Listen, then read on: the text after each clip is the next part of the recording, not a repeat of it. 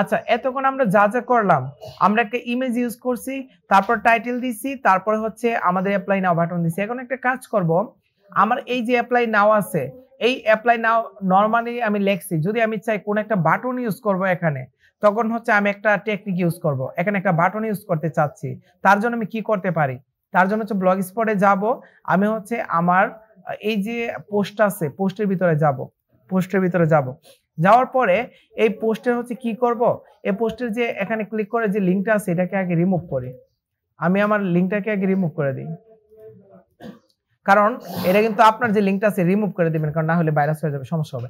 Remove করার পরে এই লেখাটাকে আমি তুলে দিই।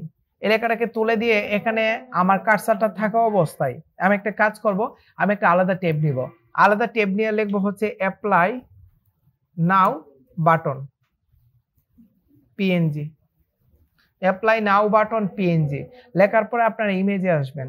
ইমেজে আসার পর দেখেন এখানে কিন্তু অনেকগুলো কি দেখতে পারবেন, অনেকগুলো বাটন দেখতে পারবেন,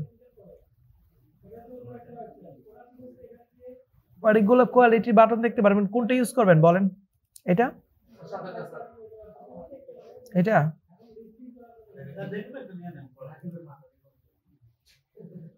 আচ্ছা, আমি যে কোনো একটা নিয়ে নিই, এইটাই নিয়ে নিই। এটা যদি আমি ইমেজ আকারে সেভ করতে হবে, পিএনজি আমি ইমেজ আকারে সেভ করলাম। সেভ করার পরে এখন যদি আমি এডিটে যে এখানে ক্লিক করে আমি কি করব, ইমেজে ক্লিক করব। ইমেজে ক্লিক করে আপলোড ফ্রম কম্পিউটার এখানে ক্লিক করে তারপরে ব্রাউজে ক্লিক করব। ব্রাউজে ক্লিক করে আমার অ্যাপ্লাই নাও বাটনটা নিয়ে আসব। নিয়ে আসার পরে এই যে অ্যাপ্লাই নাও বাটনটা আসছে, বিশাল বড় হয়ে আসবে। তখন আপনারা যদি চান যে এটাকে আপনি ছোট করে নেবেন, এখানে ক্লিক করে একটু ছোট করে নেবেন, তখন করতে পারেন, কোনো সমস্যা নাই, একটু ছোট করে নিতে পারেন। ঠিক আছে, এতটুকু করলেন। করার পরে যদি আপনি আপডেটে ক্লিক করেন, এরপরে যদি আমি সাইটে যাই, সাইটে যাওয়ার পরে যদি রিলোড করি, তখন দেখি যে বাটনটা কেমন ভাবে আসে। দেখছেন বাটনটা খুব সুন্দরভাবে আসছে না? এটা কিন্তু লিংক আপ করা। তো লিংক আপ আমি করে দিব। তারপর কি করবেন, বাটনটা আসার পরে আমি এখানে আসবো। আসার পরে এই বাটনে আমি ক্লিক করব। ক্লিক করার পরে এই বাটনে ক্লিক করার পর আমি লিংকে ক্লিক করব। দেখবেন অন্য একটা লিংক দেওয়া আছে, এটাকে উঠাই দিব আমরা। উঠায় আমাদের যে লিংকটা আছে না, আমাদের লিংকটা এখানে দিয়ে দিব। ঠিক আছে, আমাদের লিংকটা দিয়ে দিই। অ্যামাজনের যে লিংকটা আছে এই লিংকটা আমরা দিয়ে দিব। এই লিংকটা আমরা দিয়ে দিব। দিয়ে দেওয়ার পরে এখানে কন্ট্রোল ভি দিয়ে দিব। দিয়ে ওপেন ইন নিউ ট্যাবে দিয়ে দিব। দিয়ে তারপর সেভ করে দিব। দেখেন আমার কিন্তু হয়ে গেছে। এরপরে আপডেট করে দিব।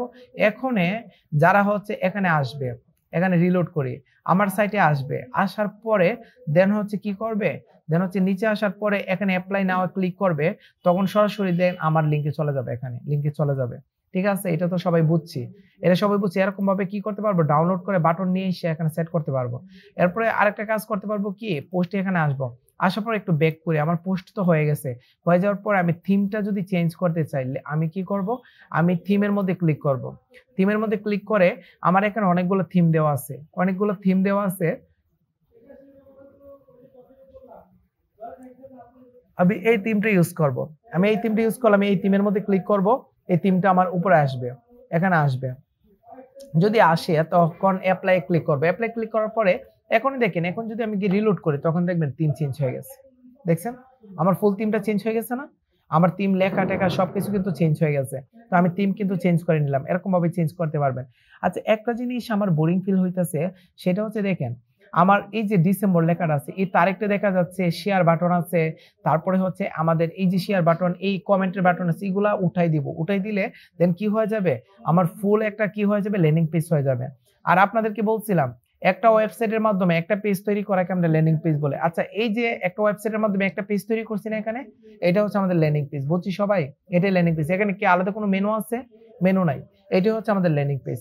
তো এখন আমি আপনাদেরকে দেখাবো এইগুলা কিভাবে উঠাই দিব। এই অ্যামাজন ফ্রম হোম এটা উঠাবো, এইটা ডেট উঠাবো, শেয়ার, তারপর সার্চ বার, এগুলো আমি উঠাই দিব। উঠাই দিতে গেলে কি কি ইউজ করতে হবে, এই প্রসেসিংটা আমি এখন আপনাদেরকে দেখাবো।